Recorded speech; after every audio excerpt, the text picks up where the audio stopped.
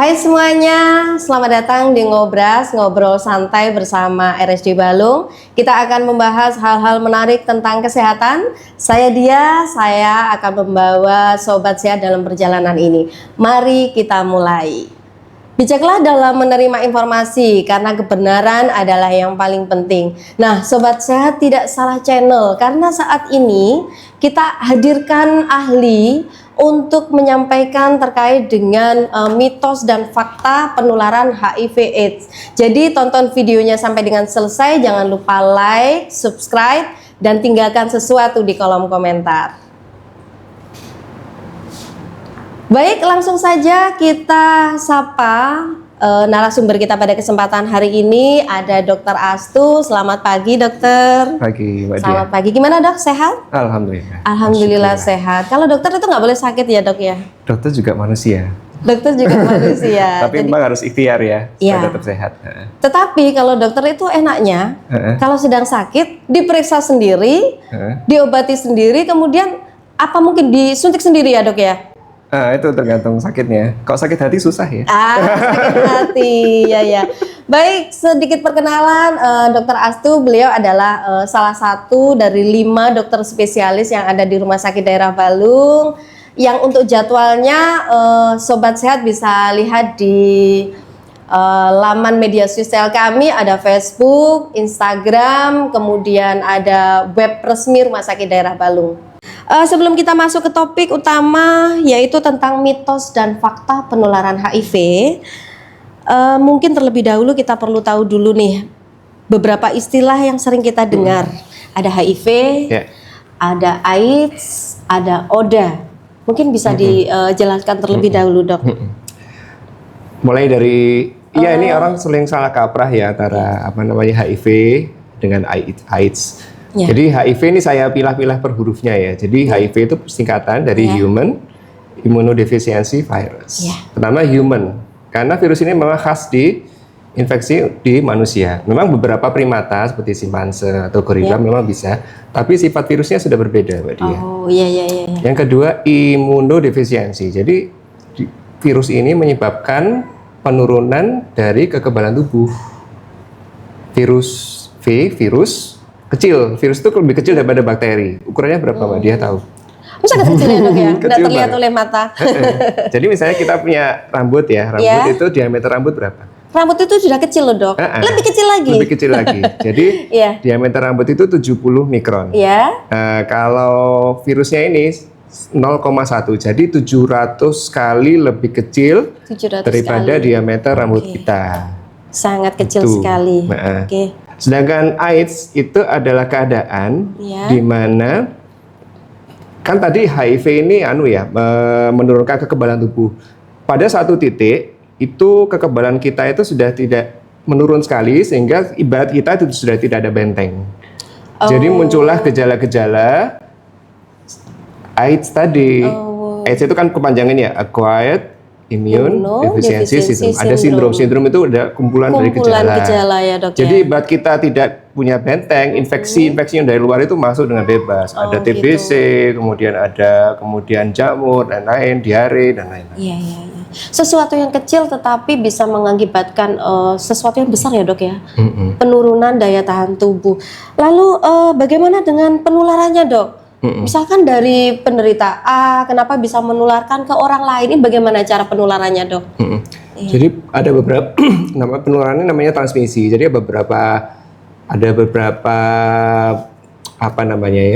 penularan. Yang pertama itu yang lewat transfusi darah. Transfusi darah. Itu penularannya bisa sampai 100%. Jadi misalnya ada darah yang tidak di screening, kemudian mengandung HIV, itu menular 100%. Sebentar, dok. Tapi bukankah darah itu sudah melewati fase screening dan lain-lain? Apa masih memungkinkan untuk menularkan itu, dok? Nah, memang sudah memungkinkan kalau dia dideteksi pada saat orang itu Windows period. Beberapa rumah sakit itu ada yang dia double screening. Jadi sebelum dimasukkan ke pasien, itu dicek lagi sama rumah sakit. Ada yang seperti itu. Itu 100% lewat darah. Jadi pada umumnya HIV ini lewat cairan-cairan tubuh. Cairan tubuh. Yang kedua itu lewat hubungan seksual. Hubungan seksual. Ya. Yang ketiga itu apa namanya? Buat jarum suntik. Jarum suntik yang dipakai bergantian. Jarum suntik untuk pasien atau untuk mungkin narkoba sejenis itu ya? Pengguna narkoba suntik atau penasun. Oke. Berisiko sekali ya, Dok ya? Iya. Iya, oke. Yang ada lagi yang penularannya vertikal. Jadi vertikal itu maksudnya ibu ke anak. Jadi dia menyusui ke anaknya. Itu bisa menularkan ke anaknya juga. Bisa dipastikan bahwa ibu yang HIV kemudian anaknya juga HIV, Dok? Belum tentu. Belum tentu. Iya. Tapi risikonya akan sangat tinggi. Sangat tinggi bagi ibu yang HIV untuk menularkan kepada anaknya. Salah satunya mungkin melalui ASI ya, Dok ya. Oke. Terus kemudian, Dok, saya jadi pengen tahu nih, kira-kira dari penularan tersebut, kira-kira yang berisiko tinggi atau kelompok berisiko itu siapa saja ini, Dok? Berisiko tinggi terkena HIV ya, awalnya kan HIV ya, Dok ya. Tapi nanti kalau stadiumnya sudah jauh itu mungkin yang disebut AIDS tadi, gitu ya. Yang berisiko siapa aja ini, Dok? Memang ada beberapa populasi kunci. Saya tidak terlalu hafal semuanya ya, tapi pada umumnya adalah penjajah seks komersial, kemudian pasien dengan LSL itu homoseksual. Jadi pelaku homoseksual ini melakukan lebih tinggi ya, Dok? Iya, karena dia penetrasinya lewat rektum, sedangkan rektum itu tipis. Gitu. Sehingga apabila dia spermanya mengandung HIV dan semennya, ada perlukaan di rektum, itu lebih mudah untuk ini. Lebih mudah masuk ya, virusnya lebih mudah masuk. Karena mungkin jaringan di situ memang didesain bukan untuk itu ya, Dok ya. Betul. Tapi karena kondisi tertentu, akhirnya jaringannya lebih mudah teriritasi, mungkin seperti itu ya, Dok ya. Akhirnya gampang tertular. Kemudian apalagi, Dok, yang kelompok berisiko ya? Kelompok berisiko intinya kelompok-kelompok yang pekerjaan yang memudahkan seseorang untuk melakukan hubungan seksual di luar pasangannya. Ya. Jadi tapi masing-masing ya, kita tidak bisa menstereotipkan suatu profesi tertentu. Jadi disarankan untuk tetap setia ya, Dok. Betul. Ya, satu pasangan. Walaupun saya berpikir bahwa satu pasangan pun belum tentu ya menjamin bahwa kita tidak tertular HIV. Bisa jadi kan sebelumnya sudah membawa seperti itu ya, Dok ya. Kemudian bagaimana dengan penggunaan jarum untuk itu, Dok, yang sekarang marak ya, teman-teman itu ada yang pakai tato, kemudian ada yang tindih kayak gitu. Apakah juga berisiko, Dok? Benar. Iya. Itu juga karena apalagi bila jarumnya akan dipakai bergantian. Tidak melalui proses sterilisasi itu juga. Sangat berisiko ya. Jadi nggak aman ya, Dok ya. Walaupun mungkin prosedurnya semakin modern saat ini, sudah ada proses sterilisasi atau mungkin sudah satu jarum untuk satu pasien, mungkin seperti itu ya, Dok. Kalau tindakan di rumah sakit, Dokter, ada enggak kira-kira untuk menyingkirkan kecemasan kita untuk teman-teman sobat sehat mau ke rumah sakit takut nanti jangan-jangan saya tertular HIV di rumah sakit, seperti itu kira-kira memungkinkan enggak? Untuk teman-teman nakes ya, teman-teman selain nakes juga masyarakat mungkin yang ingin datang ke rumah sakit ingin periksa, mungkin ada kekhawatiran, aku takut karena di rumah sakit itu angka HIV-nya bisa jadi tinggi gitu. Gimana, Dok, terkait itu? Jadi virus HIV ini sebenarnya rapuh, Mbak Dia. Jadi dia itu tidak tahan pemanasan. Di 60 derajat aja dia sudah mati. Kena klorin sudah mati, desinfektan sudah mati. Kemudian kena ultraviolet, kena sinar matahari, UV, dia juga mati. Sinar matahari, Dok? Bisa? Karena dia tidak tahan lama untuk hidup di luar. Di luar induknya, inangnya. Jadi dia harus supaya tahan lama, dia harus hidup di dalam manusia, di dalam darah manusia. Jadi tidak perlu takut karena di rumah sakit sudah ada prosedur, sering desinfeksi, pembersihan alat, kemudian menularnya. Menularnya kan dari cairan tubuh. Misalnya kita bersentuhan, bersalaman, itu tidak akan menular. Tidak menular ya, Dok ya? Iya.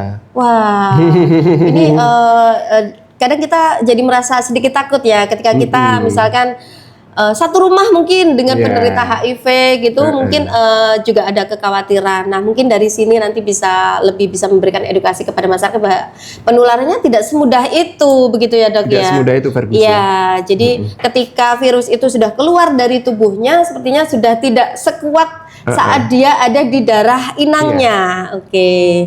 Terus kemudian dok berenang bagaimana dengan berenang? Nah, berenang ini sering jadi mitos ya. Iya. Bagaimana itu? Berenang itu ya mohon maaf ya kadang-kadang kan ada yang urin di situ. Iya. Ya, ini urin kalau misalnya Urin, meludah penderita HIV atau gimana apa gitu, Dok? mudah kan ada Iya. cairan tubuh nih dokter Oke. gitu sering tanyakan juga. Nah, kalau renang itu kebanyakan kan ada klorinnya. Oh gitu. Oh, jadi aman dari virus situ ya dok HIV, ya. Klorin Oh iya mati iya. juga dengan klorin. Oke. Apalagi dia menularnya lewat apa? Selama misalnya kulit kita itu intak, tidak ada luka-luka. Oke. Kecil sekali kemungkinannya juga kalau Kemungkinan di renang. situ. Oke. Iya. Oke, tadi topik utama kita adalah mitos dan fakta terkait dengan penularan HIV karena banyak sekali informasi yang mungkin kita dapatkan dari media sosial atau dari mana yang sumbernya tidak jelas dari mana itu ya. Mungkin dokter bisa langsung menjawab aja ini mitos atau fakta gitu ya dok ya. Iya. Yang pertama, penularan bisa melalui gigitan hewan seperti gigitan nyamuk, kutu atau serangga lainnya. Iya. Ini bagaimana dok ini? Jadi tadi kan saya bilang host atau inangnya Iya. HIV itu ada di manusia Oke, sama beberapa simpanse, tapi itu sudah berbeda kan saya oke, bilang. ya. Jadi untuk serangga dia tidak bisa hidup di situ. Misalnya nyamuk ya, nyamuk kan menghisap darah kita, Iya. berdarah misalnya. Iya, Ketika virus ini berpindah ke nyamuk, nyamuk. dia Oke. mati.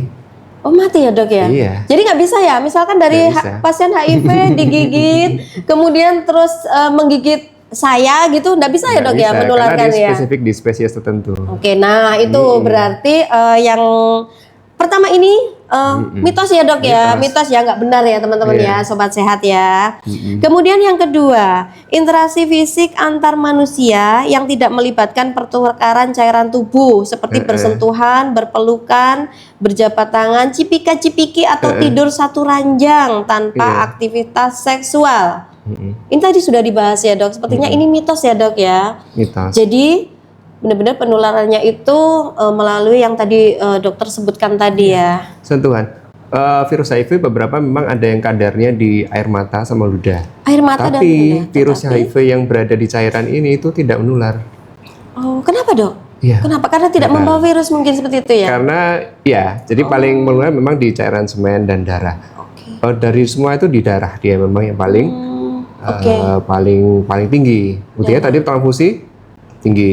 Nah, Transfusi dulu tinggi. Mbak, sebelum ditemukan HIV, Iya, itu kebanyakan HIV-nya menyebar lewat transfusi. transfusi. HIV kan ditemukan itu sekitar tahun 83 ya. Oke. 83, 81 sudah mulai ada orang-orang yang dengan gejala HIV AIDS. HIV AIDS dulu belum ada screening. Iya, iya, iya. Oke. Makanya penularannya banyak. Penularannya tinggi ya dok Iya. ya. Tapi sekarang enggak ada dok Iya. ya? Oh ya, oke. Jadi ini tadi mitos juga ya dok ya.